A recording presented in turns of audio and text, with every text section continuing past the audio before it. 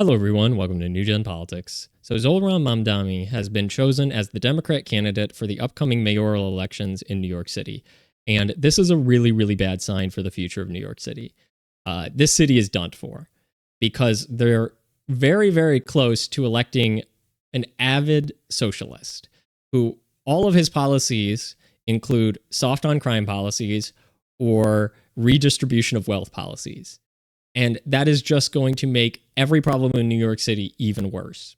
Right now, at least Eric Adams is cooperating with ICE. He's cooperating with Trump. He's trying to keep the tax base in New York City. He's trying to not drive them out. But every one of Zohran's campaign promises has been to do the complete opposite of that. He wants to not cooperate with ICE. He wants to defund the police. He wants to get rid of minimum sentencing for certain crimes. He wants to decriminalize all drugs. And at the same time, he also wants to redistribute wealth. He wants to raise taxes. He wants free childcare, free buses, a bunch of programs that are just going to raise the cost of living there even more. And all you're doing is pushing out your tax base. The tax base is going to leave because New York City, along with every city, is made up of either people who pay into a system or people who take more from a system than they pay into it. And at certain points in life, sometimes you switch from one to the other. That's understandable. But for any functioning city or society, you cannot have more dependence than you have people paying in. And that is what New York City is on the precipice of experiencing and what they're soon going to be experiencing if he gets elected as the mayor, because the rich people just leave. They'll just go to Florida or Texas. They'll take their businesses with them. They just will stop paying. And then what's going to happen is you're going to have 60, 70, even more percent of the population who take more money from the government than they pay in, who use that free childcare, who use those free buses. And it's just going to dilapidate further. And even if it wasn't for the economic policies, the safety, if you're a CEO of a company and you get mugged every time you walk down the street, you can't even take the subway, your workers can't take the subway because it's unsafe, why would you stay there? You would just leave. And there's no way to keep them there. I'm sure they'll try to do some policy like California was trying to do, which was like they were going to tax you even if you leave the state and force you to pay money for a place you don't live in anymore, which is not what we do in the United States. And I have to imagine when that goes to the Supreme Court eventually, if it's implemented, it will be found unconstitutional. But they'll have to try to do that because they're not going to change the policies to get millionaires, billionaires, and even average working people to stay there. They're going to do everything to incentivize them to leave, but they can't have them leave because then the whole place will collapse. But we're just looking at the total destruction of New York City.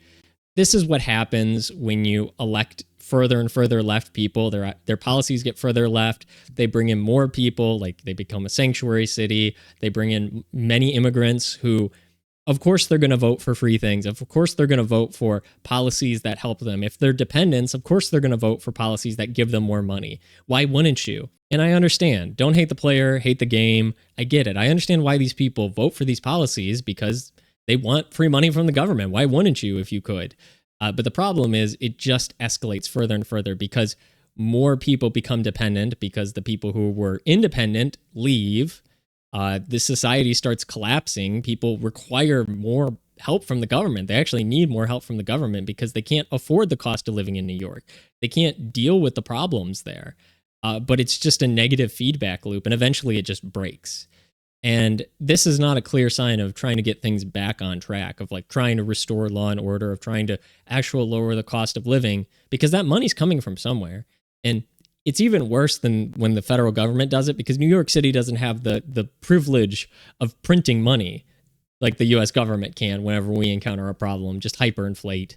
New York City can't even do that. So they will just run out of money and the people will just leave. One of the policies he's talked about is people can't afford groceries and that there's food deserts. Well, the reason there's food deserts is because any local store can't function because of the taxes. They can't function in the business environment that is happening in New York City, and they keep getting robbed constantly. So they just leave. They just pack it up, or they can't even function in the first place. It may not even be their choice. They just go out of business. And then any major company goes in and they do the calculus. They say, this much money gets stolen every month. Why are we even here? And then they just leave. Are you seriously telling me that there's the only reason they're not there is because some kind of bias or whatever? It's like, no, a business is there to make money. If there's no other grocery stores in an area, isn't that the perfect place to put a grocery store with, millions of people needing groceries? Well, there's a reason they're not doing it. And it's not just because they're racist or whatever the excuse he's giving is. And so he wants to do government funded grocery stores, which is going to make it even worse because the government can waste all this money. They can have the merchandise stolen. The government will still back it. So any local businesses that are there are going to be unable to compete with the government because they'll run out of money before the government does. And so they'll have to pack it up. And then eventually the government will just run out of money because people will just keep stealing stuff anyways. So this is not a solution. More government control for a failed state does not make it any better. It's just going to lead to worse and worse circumstances. And like I said, the voluntary withdrawal of the tax base, that's really the death of New York City. All of these policies are to temporarily help the lowest class of people in New York City. And I understand why they vote for it, because they're the lowest class. They want cheaper housing. They want cheaper food.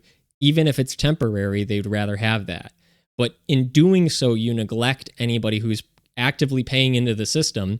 They feel betrayed, and then rightfully so, they just decide to leave. So I think we're looking at the total death of New York City soon. I think the city's just going to collapse. It's going to look like Detroit in a couple years.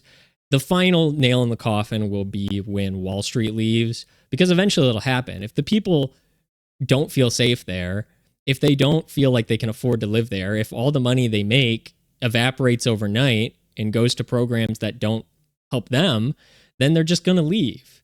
And any advantage New York has, which is that it's a financial center and it's, a big tourist attraction area and stuff. If tourists can't go there because it's safe, if people don't want to live there because it's unsafe, or they can't physically live there, then it'll just collapse in on itself.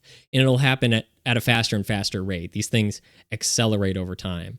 So that's the future New York has if they elect him. Even if they don't, even Eric Adams, he's still a Democrat. He's still not great. He's better. At least he wants to work with ICE to kick the illegal immigrants out. At least he kind of sees the problems finally, that this place is unlivable for various different reasons, and we got to solve those by actually getting to the core problem.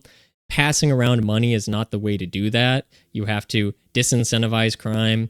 You have to actually punish criminals. You have to incentivize people to live there and work there, and you need more people paying into the system than taking out of it. At least Eric Adams acknowledges those problems and sees that the solution is not just throwing other people's money at it. But Zohran doesn't feel the same way. And so over his term as mayor, New York City will probably officially die or hit a point of no return, because the rich people won't just come back if you reverse some policies, because they'll have moved. They'll have set up a life somewhere else. When they're gone, they're going to be gone. It's much, much harder. It's like customer retention in business. It's significantly harder to get a new customer than it is to maintain one you have. And so it's a lot better to focus on maintaining the ones you have than betraying your customer base and going for new customer acquisition. It'll be the exact same thing here. It will be significantly harder to get people to move to New York City than it will to just say, hey, look, it's going to take a couple years. We're fixing the problems. We're starting to work on it. People would be willing to put up with it if things are getting better. But even if you make things better, it's much, much harder to get them to move back once they're gone. And a lot of them will be gone, especially the people you need to live there for a city to survive. So that's my thoughts on this. You made it all the way through the video. I appreciate it. If you like the content, like, share, subscribe. Let me know what you think down in the comments below. And thank you for watching.